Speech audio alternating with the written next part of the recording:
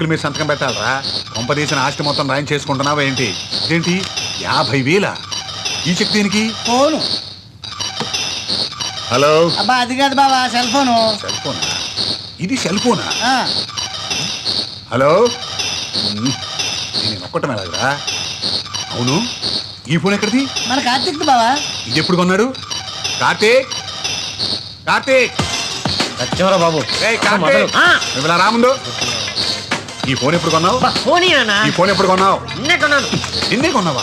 వారం క్రితం కదరా వేరే ఫోన్ కొన్నావు. 30,000 పెట్టి. 30? ఇది 50. 50? ఒరే ఇడియట్, ఫోన్ ఎత్తవేంట్రా?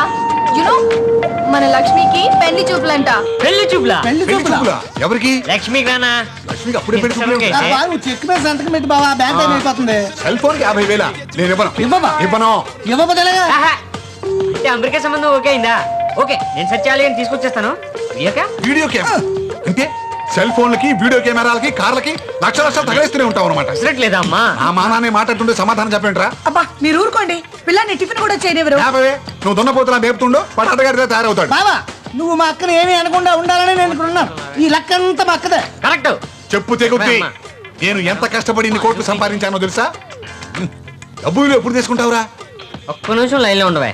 నాన్న, మీ నాన్నకి ఓ డొక్కు సైకిల్ 2 గేదెలుండేవి. మరి మా నాన్నకి 25 కోట్లు ఆస్తుంది. నేను ఎందుకు కష్టపడాలి? నీకేం కర్మరా? నోర్మోయ్. పోయేటప్పుడు ఏమైనా పట్టుకుపోతావా? ఏయ్. అది కాదు నాన్న, కొందరు కష్టపడ్డానికే పుడతారు, కొందరు తినడానికి పుడతారు. ఎవడు అదృష్టం ఆడిది. అమ్మా ఉప్మా. బాబు రెడీ. ఆహా, ఎంత గొప్పగా చెప్పాడు బావా. మా మేనల్లుడికి నీ పోలికి ఒక్కటి రాలేదేటి? ఆ బ్యాంకు టైం హలో.